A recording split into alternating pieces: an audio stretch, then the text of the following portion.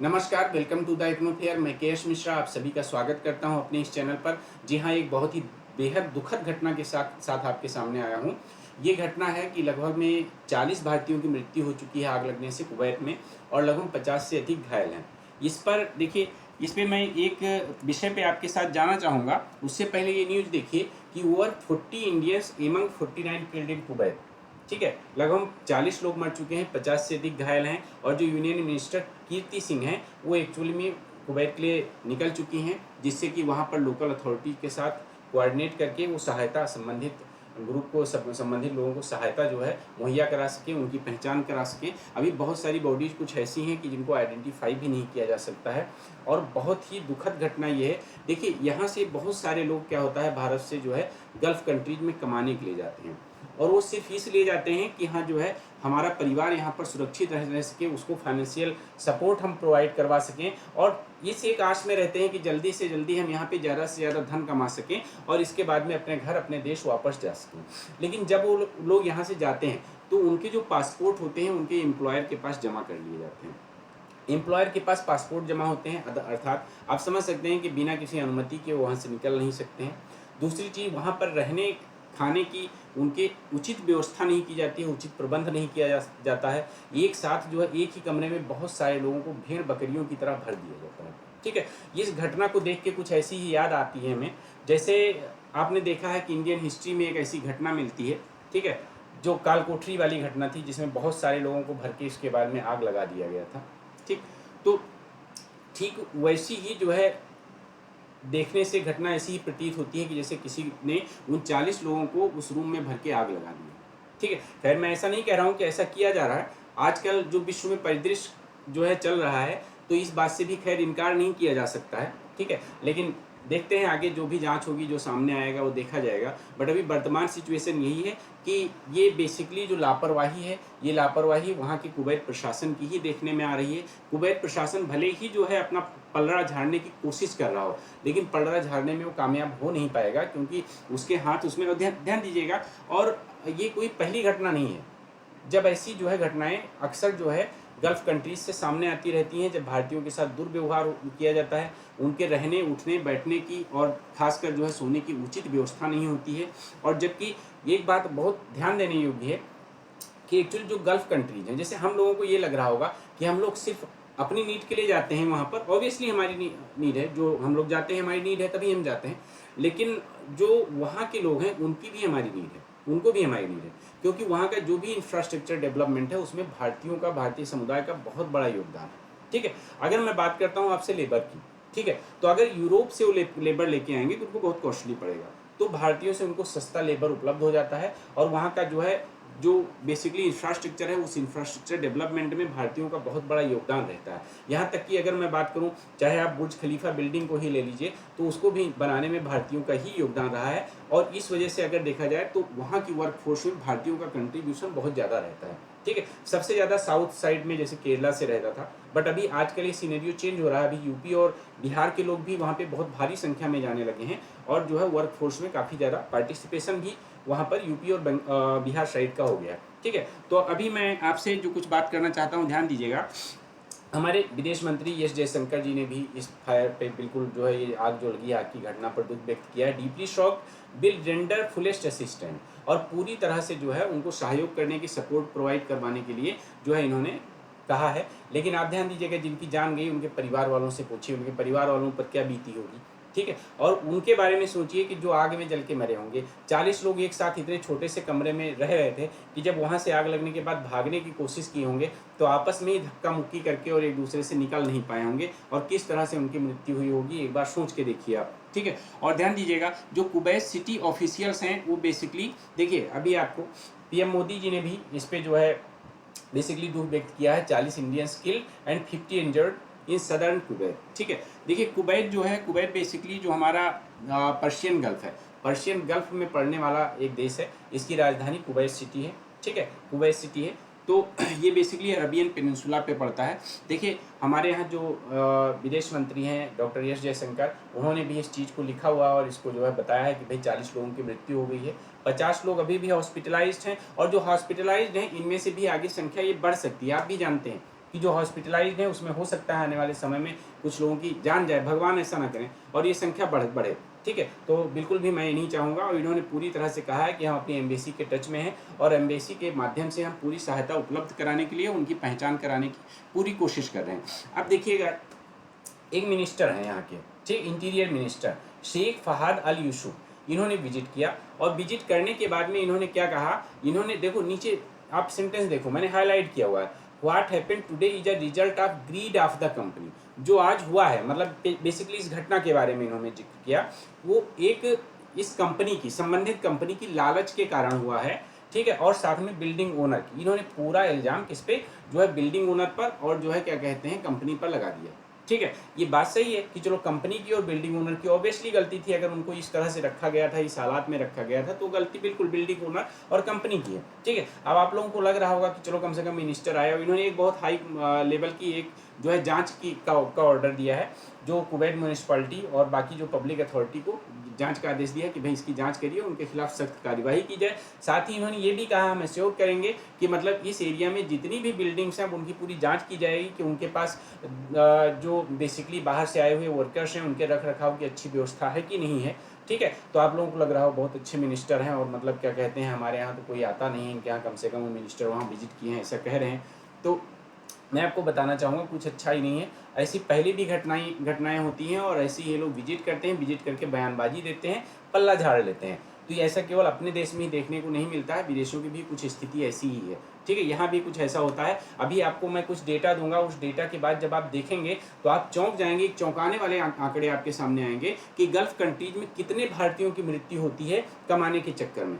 ठीक है, और वहाँ पर उनके रहन सहन के साथ किस तरह खिलवाड़ किया जाता है। इसके साथ ही मैं आपको बताना चाहूँगा कि आप सभी लोग इस क्लास को लाइक करें, चैनल को सब्सक्राइब करें, और बेसिकली बेल आइकन दबाना बिल्कुल भी मत भूलें।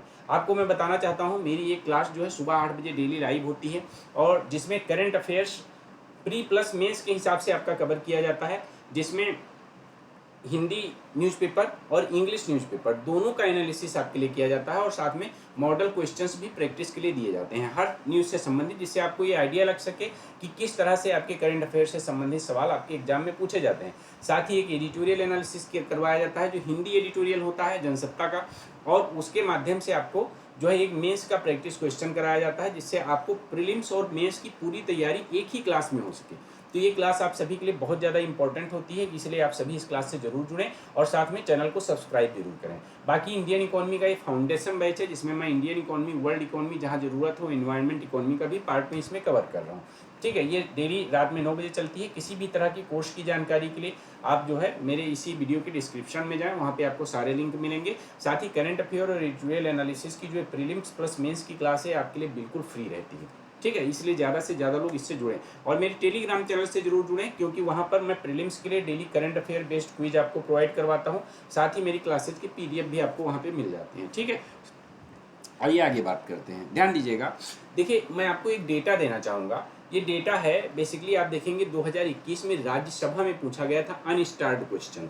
आपको स्टार्ड और अनस्टार्ड क्वेश्चंस पे मैंने ऑलरेडी डिस्कशन किया, अभी यहाँ पर मैं डिस्कशन करके इस क्लास का ड्यूरेशन और ज़्यादा बढ़ाना नहीं चाहूँगा, आप देख लीजिएगा। ठीक है, तो अनस्टार्ड क्वेश्चंस है, और इसमें पूछा गया था कि बेसिकली जो गल्फ कंट्री है, ठीक है, तो वहाँ पे जो इंडियन माइग्रेंट्स हैं उनके डेथ के आंकड़े के बारे में पूछा गया था कि कुवैत में, बहरीन में, सऊदी अरबिया में, और इस तरह से जो डेथ के आंकड़े हैं उन डेथ के आंकड़ों के बारे में पूछा गया था। इसके जवाब देख के आप चौंक जाएंगे। ठीक है, अगर मैं जवाब देख के आपको बताऊं तो 2016 के बाद में 2021 में सवाल पूछा गया था, मतलब 2021 तक आप समझिए 33,000 इंडियन वर्कर गल्फ कंट्रीज में मरे हैं। अब यहाँ से ध्यान दीजिएगा, जब यहाँ से लोग कमाने जाते हैं कि भाई वहाँ से हम कमा के आएंगे और अपने परिवार की अच्छी स्थिति करेंगे, तो यहाँ पर जो इनका परिवार होता है वो भी एक आस लगाए बैठा होता है, देखता रहता है इस चीज़ को कि हाँ जो है कब वो कमा कर आएंगे। ठीक है, कब वो कमा कर आएंगे और कब हमारी अच्छी स्थिति होगी। ठीक, कुछ शादीशुदा होते हैं, कुछ गैर शादीशुदा होते हैं, कुछ जो है अपने घर की स्थिति देखकर जो है उसको सुधारने के लिए जाते हैं, कुछ अपने बीवी बच्चों के लिए जाते हैं कि हाँ जो है हमें अगर यहाँ पर काम नहीं मिल पाया, अगर हम वहाँ जाएंगे थोड़े समय भी काम करेंगे, 2 साल 2.5 साल 5 साल भी काम कर लेंगे तो हमारे घर की स्थिति जो है अच्छी हो जाएगी। लेकिन बाद में जब उनके घर वालों को ये सूचना मिलती है कि उनकी मृत्यु हो गई है तो उन पर क्या बीतती होगी। आप एक बार ये डेटा देखिए, और ये डेटा कितना चौंकाने वाला है कि 2016 से लेकर 2021 के बीच में ही लगभग 33,000 जो है इंडियन वर्कर्स गल्फ कंट्रीज में मरे हैं, गल्फ कंट्रीज में, जैसे आपका सऊदी अरबिया हो गया, बहरीन हो गया, कुवैत हो गया, ठीक है, इन सभी में अगर मैं बात करूँ, ठीक है। एक बहुत चौंकाने वाला डेटा मैं आपके सामने रख रहा हूँ। देखिए, अगर यहाँ पे बात करें, आप लोग समझते होंगे कि यहाँ पर जब ये लोग जाते हैं इनके साथ बहुत अच्छा ट्रीट किया जाता है, राजाओं की तरह, राजकुमारों की तरह ट्रीट किया जाता है। अरे भाई वो कहाँ है? अरे वो सऊदी अरबिया गया है कमाने के लिए, अरे वो तो कुवैत में रह रहा है। जो यहाँ से इंडियन वर्कर्स जाते हैं उनके साथ कैसा ट्रीट होता है आप इसका अंदाज़ा भी नहीं लगा सकते। पासपोर्ट उनका एम्प्लॉयर के पास रख लिया जाता है और इसके बाद में क्या किया जाता है कि यहाँ जो उनको रहने की कोई व्यवस्था उनके पास नहीं होती है। वो कमाते हैं और इसके बाद में किसी तरह से अपना रहन सहन में जो है गुजारते हैं, गुजर बसर करते हैं। ध्यान दीजिएगा, आप देखिए ये डेटा जो उसी क्वेश्चन के जवाब में ये डेटा है, ठीक है। आप देखिए, बहरीन में 2016 से 2021 के बीच में 1237 मौतें हुई हैं इंडियन वर्कर्स की। सऊदी अरबिया में सबसे ज़्यादा 14,229 मौतें हुई हैं, ठीक। अब 14,200 सिर्फ इंडियन वर्कर किसकी, ठीक। अब आप ध्यान सोचिए इस चीज़ को। कुवैत में 3,812 मौतें और अभी ये 40 उसमें एड ऑन हो जाएंगे। और भी बीच में अगर आप देखें कि ये जो 33,000 का आंकड़ा है जो मैं अभी आपको बता रहा हूँ, ये 2021 तक है। अगर 2024 तक इंक्लूड कर लिया जाए तो यही 33,000 का आंकड़ा बढ़ के 50,000 हो गया होगा, ठीक। तो कुवैत हो गया, यूएई में लगभग 9,769 लोग मरे हैं, कतर में आपके 1483, ओमान में 2683। ये मैं आंकड़े दे रहा हूँ आपकी इंडियन वर्कर की, जो यहाँ से कमाने के लिए जाते हैं, उनकी मृत्यु के आंकड़े मैं आपको दे रहा हूँ, ठीक है। जिसमें आप देखेंगे जो है बेसिकली जो है, अगर इंडियंस जो उड़ीसा के, ये बेसिकली उड़ीसा का आंकड़ा दिया हुआ है कि दूसरे कॉलम में सबसे ज़्यादा, यही नहीं, आप आगे देखिए कि मिसबिहेव की घटनाएं कितनी दर्ज हुई हैं। बहरीन में लगभग 763 लोगों ने मिसबिहेव की कंप्लेन की है, ठीक है। और सऊदी अरबिया में सबसे ज़्यादा 33,712 लोगों ने कंप्लेन की है मिसबिहेव की। इसका मतलब जो लोग सऊदी अरबिया कमाने जाते हैं उनकी डेथ का आंकड़ा भी ज़्यादा है और उनके मिसबिहेव का आंकड़ा भी ज़्यादा है। उसका रीजन ये भी हो सकता है कि सबसे ज़्यादा जो इंडियन माइग्रेंट हैं वो कहाँ जाते हैं? सऊदी अरबिया में जाते हैं। ये आंकड़ा है, ठीक है, ध्यान दीजिएगा। लेकिन 33,712 सबसे ज़्यादा आंकड़ा है जब मिसबिहेव की कंप्लेन आपकी जो है सऊदी अरबिया से आई है। इसके अलावा यूएई से भी लगभग 10,586 ने कंप्लेन की है और साथ में कतर से लगभग 10,982 ने और 13,096 ने ओमान से कंप्लेन की कि उनके साथ मिसबिहेव किया जाता है। अब ध्यान दीजिए, इतना बड़ा मिसबिहेव का आंकड़ा, इतना बड़ा डेथ का आंकड़ा, इसके बावजूद जो है हम लोग वहाँ पे जाते हैं। तो ठीक है, देखिए जाते हैं तो ये चीज़ इन गल्फ कंट्रीज को भी समझनी चाहिए कि उनको हमारी ज़रूरत है, वहाँ की इंफ्रास्ट्रक्चर डेवलपमेंट के लिए उनको हमारी ज़रूरत है, तभी वो हमें बुलाते हैं। तो ऐसे में उनको भी हमारे रहन सहन की व्यवस्था करनी चाहिए।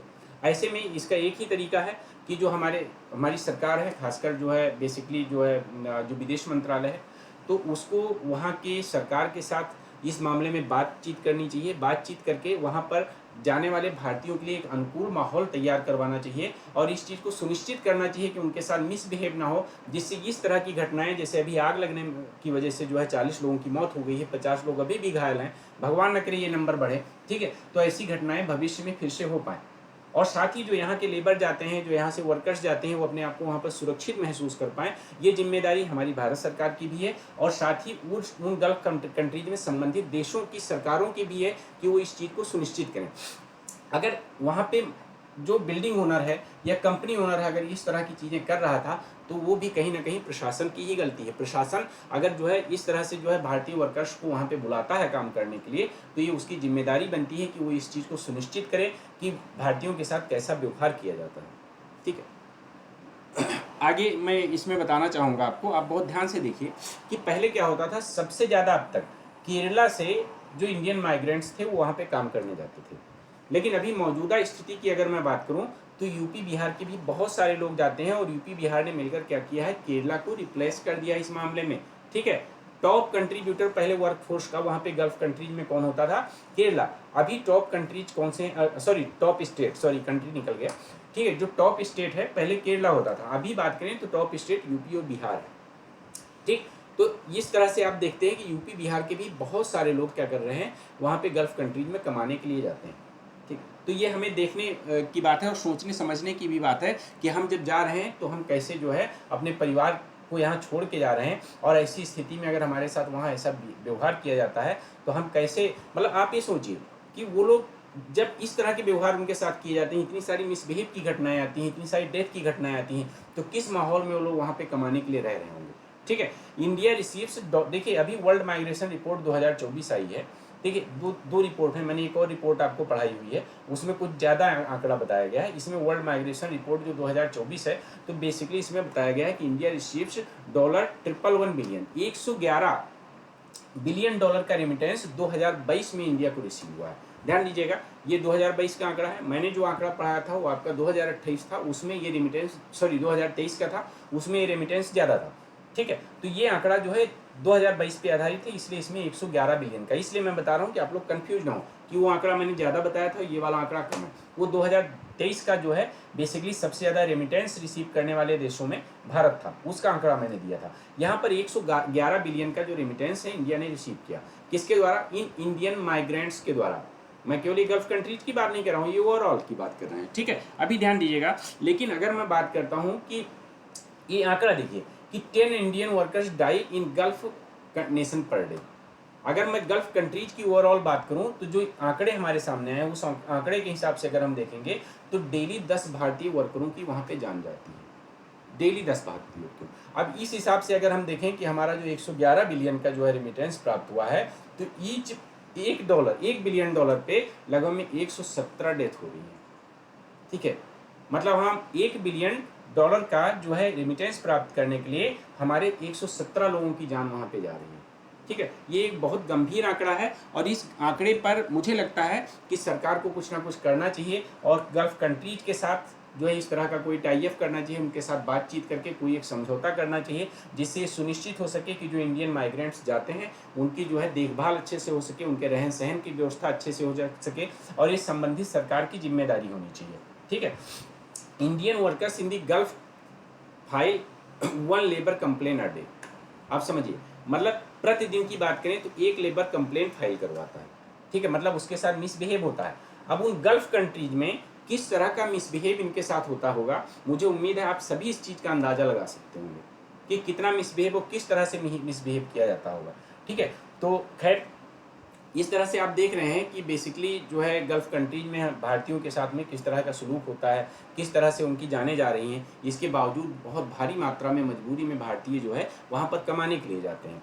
तो गल्फ कंट्रीज को भी ये समझने की आवश्यकता है कि उनको भी हमारी ज़रूरत है। अगर हम वहाँ पे नहीं जाएंगे तो यूरोप से लाने वाला लेबर उनको इतना महंगा पड़ेगा कि उसको अफोर्ड नहीं कर सकते। ठीक है, अफ्रीकन कंट्री से वो लेबर ला नहीं सकते। ठीक है, और ऐसे में इस चीज़ को ध्यान दीजिएगा कि यहाँ जो है सिर्फ भारतीय ही हैं जो उनके इंफ्रास्ट्रक्चर डेवलपमेंट में उनकी मदद कर सकते हैं, और इस चीज़ को उनको समझना चाहिए। ठीक है, चलिए इसी के साथ मैं क्लास को आज की ख़त्म करता हूँ। आप ध्यान दीजिएगा, कल भी सुबह लाइव क्लास आपकी है और सुबह 8 बजे डेली होती है। तो आप सभी लोग जो है फ्री क्लास है सबके लिए, इसलिए ज़रूर जुड़ें करंट अफेयर्स और एडिटोरियल एनालिसिस के सत्र में। ठीक है, आप सभी लोग चैनल को सब्सक्राइब करें। उम्मीद करता हूं आप सभी को ये सारे वीडियोस पसंद आते हैं। ये बेसिकली आपकी इंटरनेशनल रिलेशन से संबंधित होते हैं, जो आपकी इंटरनेशनल रिलेशन और करंट इवेंट्स के मामले में आपकी समझ को विकसित करते हैं, जिससे कि आप आंसर राइटिंग कर सकें, साथ में प्रीलिम्स के लिए भी आपका एक अप्रोच डेवलप हो सके, जो आपके लिए बहुत ज़्यादा महत्वपूर्ण होता है। ठीक है, उम्मीद करता हूँ ये क्लास आपको समझ में आई होगी। ठीक है, धन्यवाद आप सभी का, थैंक यू।